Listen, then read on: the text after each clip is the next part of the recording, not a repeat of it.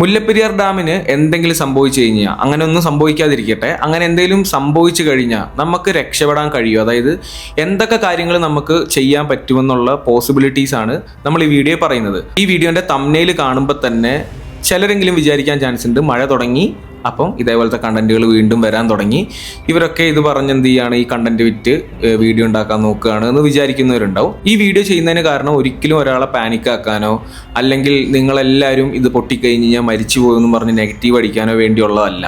നമ്മൾ പല വീഡിയോകളും കണ്ടിട്ടുണ്ട്, മുല്ലപ്പെരിയാർ പൊട്ടും, മുല്ലപ്പെരിയാർ പൊട്ടിക്കഴിഞ്ഞാൽ കേരളം ഇല്ലാണ്ടാവും, അങ്ങനെയാണ് ഇങ്ങനെയാണ്, കുറേ നെഗറ്റീവായിട്ടുള്ള കുറേ പേടിപ്പെടുത്തുന്ന കാര്യങ്ങൾ നമ്മൾ കണ്ടിട്ടുണ്ട്.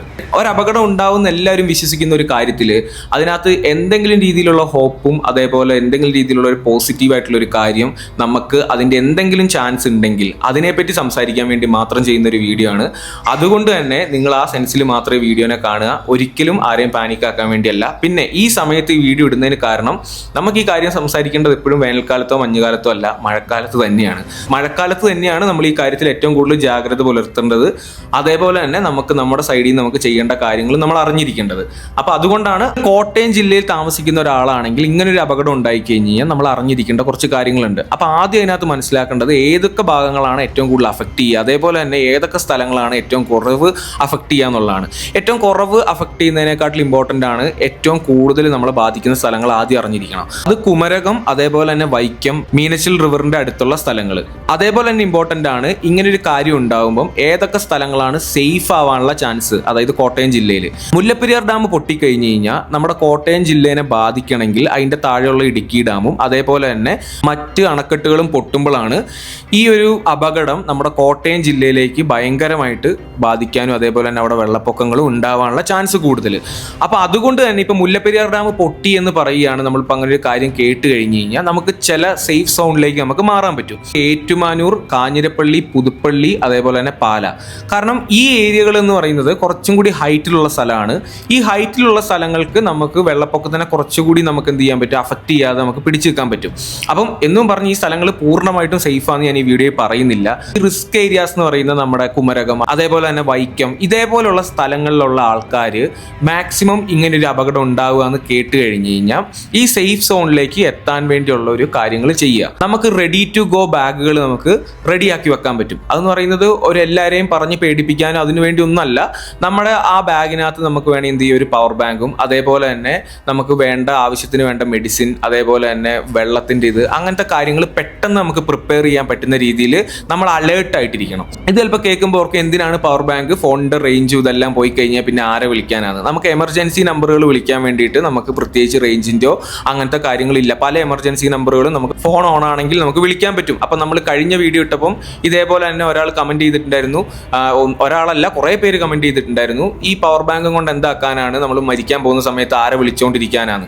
നമുക്ക് എമർജൻസി നമ്പറുകളിൽ ചില എമർജൻസി നമ്പറുകളിൽ കോൺടാക്ട് ചെയ്യാൻ നമുക്ക് റേഞ്ചോ അതിൻ്റെ ഒന്നും ആവശ്യമില്ല. അത് നമ്മൾ മനസ്സിലാക്കി വെക്കുക. ചിലപ്പം ഒരു കച്ചിത്തുരുമ്പ് പോലും നിങ്ങളെ ചിലപ്പോൾ രക്ഷിക്കാൻ പറ്റിയേക്കും. അതുകൊണ്ട് തന്നെ നമ്മൾ ഇന്നത്തെ ഈ ജനറേഷനിൽ ജീവിക്കുന്ന ആളാണെങ്കിൽ ഉറപ്പായിട്ട് നമ്മൾ ഫോൺ ഫുള്ളി ചാർജ് ആക്കുന്ന രീതിയിലുള്ള കാര്യങ്ങൾ നമ്മുടെ കയ്യിലുണ്ടെങ്കിൽ ചിലപ്പോൾ നിങ്ങൾ എവിടെയെങ്കിലും കുടുങ്ങിക്കിടക്കുകയാണ് ഒറ്റപ്പെട്ട ഒരു സ്ഥലത്ത്, നിങ്ങളൊരു കുന്നിൻ്റെ മേലോ അല്ലെങ്കിൽ കുറച്ചുകൂടി ഹൈറ്റിലുള്ള സ്ഥലത്താണെങ്കിൽ നിങ്ങൾക്ക് ആരെങ്കിലും കോൺടാക്ട് ചെയ്താൽ അവർ വഴി നിങ്ങളെ ചിലപ്പോൾ രക്ഷാപ്രവർത്തകരിലേക്ക് എത്താൻ പറ്റും. അതുകൊണ്ട് തന്നെ നമ്മുടെ ഈ കാര്യം, നമ്മുടെ കയ്യിൽ ഫോണും പവർ ബാങ്കും അതേപോലെ തന്നെ നമുക്ക് വേണ്ട കഴിക്കാൻ പറ്റുന്ന ചെറിയ ചെറിയ ഫുഡുകൾ എടുത്തിട്ടാണ് നമ്മൾ റിസ്ക് ഏരിയയിൽ നിൽക്കുന്ന ഒരാൾ സേഫ് സോണിലേക്ക് പോകുന്നതെങ്കിൽ ചിലപ്പോൾ നമ്മുടെ ആ കാര്യങ്ങൾക്ക് ചിലപ്പോൾ ഒരു ജീവന്റെ വില തന്നെ ഉണ്ടാവും. പേഴ്സണലായിട്ട് നമ്മുടെ ലൈഫിൽ കൊണ്ടുവരാൻ പറ്റുന്ന ഒരു സേഫ്റ്റിക്ക് വേണ്ടി ചെയ്യാൻ പറ്റുന്ന കാര്യങ്ങളാണ്. നമ്മുടെ മൂന്നാമത്തെ കാര്യം എന്ന് പറഞ്ഞു കഴിഞ്ഞാൽ നമുക്ക് ഇങ്ങനെ ഒരു വെള്ളപ്പൊക്കം ഇതൊക്കെ ഉണ്ടായി കഴിഞ്ഞ് കഴിഞ്ഞാൽ കൂടുതൽ പേർക്കും മരിക്കുന്നതോ അല്ലെങ്കിൽ കൂടുതൽ പേർക്ക് അപകടങ്ങൾ ഉണ്ടാവുന്നത് വെള്ളം കൊണ്ട് മാത്രമായിരിക്കണം എന്നില്ല. അവിടെ ഉണ്ടാവുന്നത് ഇപ്പം നമുക്കൊരു അപകടം ഉണ്ടായി കഴിഞ്ഞാൽ അവിടെ ഏറ്റവും കൂടുതൽ ഉണ്ടാവാൻ ചാൻസ് ഉള്ള സാധനങ്ങളാണ് പകർച്ചവ്യാധികൾ. അതായത് നമ്മൾ എന്തെങ്കിലും വെള്ളം കുടിക്കുകയോ അങ്ങനത്തെ എന്തെങ്കിലുമൊക്കെ കാര്യങ്ങൾ ചെയ്യുമ്പോൾ പകർച്ചവ്യാധികൾ ഉണ്ടാവാൻ ചാൻസ് ഉണ്ട്. അപ്പോൾ അതുകൊണ്ട് തന്നെ നമ്മളൊരു ബാഗിൻ്റെ കാര്യം പറഞ്ഞിട്ടുണ്ടായിരുന്നു. ഒരു ബാഗ് നമുക്ക് പ്രിപ്പയർ ചെയ്യാൻ പറ്റുമെങ്കിൽ വളരെ നല്ലതായിരിക്കും. അതിനകത്ത് നമുക്ക് 2-3 ലിറ്റർ വെള്ളം നമുക്ക് സേവ് ചെയ്ത് വെക്കാൻ പറ്റുമെങ്കിൽ നമുക്ക് വേറെ പറയുന്ന ഈ പകർച്ചവ്യാധികളോ അതൊക്കെ വരാനുള്ള ചാൻസ് വളരെ കുറയും. ചിലപ്പോൾ ഇങ്ങനെ നിങ്ങൾ കേൾക്കുമ്പോൾ പെട്ടെന്നൊരു സംഭവം ഉണ്ടാകുമ്പോൾ നീ എന്താണ് ഈ കിടന്ന് പറയുന്നത്, ഒന്നും പോസിബിൾ ആയിട്ടുള്ള കാര്യമല്ല എന്ന്. ഒരിക്കലും ഈ ഡാം ഒറ്റയടിക്ക് തകരൂല. വലിയ രീതിയിലുള്ള മഴ അങ്ങനത്തെ കാര്യങ്ങൾ ഉണ്ടാകുമ്പോഴായിരിക്കും ഇതാവുക. നമുക്ക് ഈ മഴക്കാലത്ത് മാത്രം അതൊന്ന് നമുക്ക് സിമ്പിളായിട്ട് ക്യാരി ചെയ്യാൻ പറ്റുന്ന രീതിയിൽ നമ്മൾ പ്രിപ്പയർ ചെയ്ത് വെക്കുകയാണെങ്കിൽ അത് നല്ലതായിരിക്കും. കാരണം നമ്മൾ ഈ പൈപ്പ് വെള്ളം അതേപോലെ തന്നെ അല്ലാത്ത വെള്ളങ്ങളൊക്കെ ചിലപ്പോൾ കുടിച്ചു കഴിഞ്ഞാൽ നമുക്ക് പെട്ടെന്ന് പകർച്ചവ്യാധിയൊക്കെ വന്ന് ആൾക്കാർ ചിലപ്പോൾ മരിച്ചു പോകാനുള്ള ചാൻസ് ഉണ്ട്. പിന്നെ ഇങ്ങനെ നമ്മൾ പറഞ്ഞു എന്നോർത്ത് ഒരിക്കലും ഡാം പൊട്ടാൻ പോകുന്നില്ല. ചില ആൾക്കാർ പറയുന്ന കേൾക്കാറുണ്ട്, നിങ്ങളിപ്പോൾ ഇത് പറഞ്ഞു പൊട്ടിക്കോ, പൊട്ടില്ലാത്ത ഡാമാണ്, അങ്ങനെയാണ്. നമ്മളിത് പറഞ്ഞു എന്നോർത്തൊരു നെഗറ്റീവ് ആവോ അല്ലെങ്കിൽ പൊട്ടുന്ന ഒരു സാധനം അല്ല അത്. അങ്ങനെയാണ് എത്രയോ വർഷങ്ങളായി. നാലാമത്തെ കാര്യം, എന്തെങ്കിലും ഒരു ദുരന്തം നമ്മുടെ നാട്ടിൽ ഉണ്ടാവുകയാണെങ്കിൽ അത് ഏറ്റവും നേരത്തെ അറിഞ്ഞാൽ നമുക്ക് ഏറ്റവും നേരത്തെ കാര്യങ്ങൾ നമുക്ക് ചെയ്യാൻ പറ്റും. അപ്പോൾ അതിന് വേണ്ടിയിട്ട് നമുക്ക് ഗൂഗിൾ ക്രൈസിസ് എന്ന് പറഞ്ഞൊരു അലേർട്ട് ഉണ്ട്. അത് മാക്സിമം എല്ലാവരും നമ്മുടെ ഫോണുകളിലൊക്കെ ഓൺ ആക്കി ഇടാൻ വേണ്ടി നോക്കുക.